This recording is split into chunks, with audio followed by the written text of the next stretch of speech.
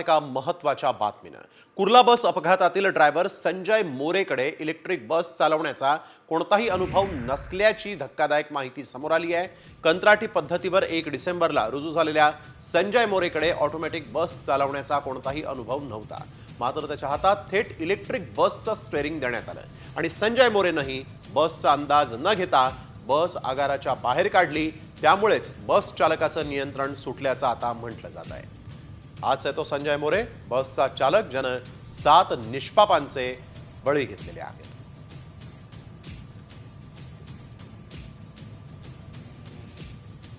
संजय मोरे 1 डिसेंबर रोजी कंत्राटी पद्धतीवर रुजू झाल्यानंतर चालकाला कोणतंही प्रशिक्षण दिलं नाही। 9 दिवसात संजय मोरेनं 4 वेळा मॅन्युअल गिअरची गाडी चालवली। 9 तारखेला दुपारी 2 वाजता संजय मोरे ड्युटीवर हजर झाला। 9 डिसेंबरला 4 वाजता मॅन्युअल बस घेऊन तो रवाना झाला। मॅन्युअल गिअरची बस घेऊन पुन्हा तो कुर्ला डेपोमध्ये आला। 7:45 कुर्ला डेपोत दाखल झाल्यानंतर 1 तास त्यानं आराम केला। ड्युटीवर जाताना संजय मोरेला ऑटोमॅटिक बस देण्यात आली।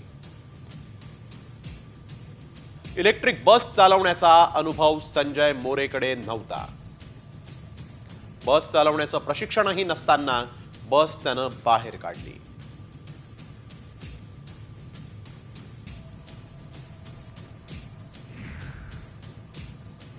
तर पोलिसांनी इलेक्ट्रिक बस बनवणारी कंपनी आणि काही तज्ञांशी संवाद साधला। इलेक्ट्रिक बस पूर्णपणे सुस्थितीत आहे। बसमध्ये कुठलाही बिघाड नसल्याचं समोर आलंय। इलेक्ट्रिक बसमध्ये ब्रेक फेल झाल्यावर किंवा काही मोठा तांत्रिक बिघाड झाल्यास बस पुढे जात नाही असा तज्ञांचा दावा आहे। बेस्टकडे असलेल्या इलेक्ट्रिक बसमध्ये ही व्यवस्था आहे, त्यामुळे अपघातग्रस्त बसचे ब्रेक फेल झाल्याचा दावा खोटा असल्याची माहिती तज्ञांनी पोलिसांना दिली आहे।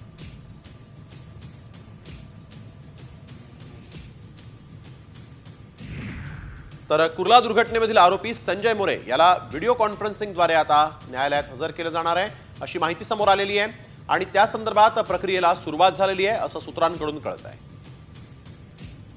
तर आपण बघतोय व्हिडिओ कॉन्फरन्सच्या प्रक्रियेची तयारी सध्या सुरू झालेली आहे। बस चालक संजय मोरेला कोर्टात आता व्हिडिओ कॉन्फरन्सिंगवर हजर करण्यात येईल। त्याला प्रत्यक्षात कोर्टात हजर करण्यात येणार नाही। 7 जण संजय मोरेनं बस बेदरकारपणे चालवून 7 जणांचा जीव घेतला होता आणि त्यानंतर आता व्हिडिओ कॉन्फरन्सिंगच्या प्रक्रियेची तयारी सुरू झाली आहे। आज जी सुनावणी होतीये ती व्हिडिओ कॉन्फरन्सिंगच्या माध्यमातून होतीये, तशी तयारी देखील आता सुरू झालेली आहे। प्रत्यक्षात संजय मोरेला हजर करण्यात येणार नाही। संजय मोरेला प्रत्यक्ष हजर करणार नाही असं सूत्रांनी सांगितलेलं आहे। तर व्हिडिओ कॉन्फरन्सच्या माध्यमातून त्याला न्यायालयात हजर करण्यात येईल।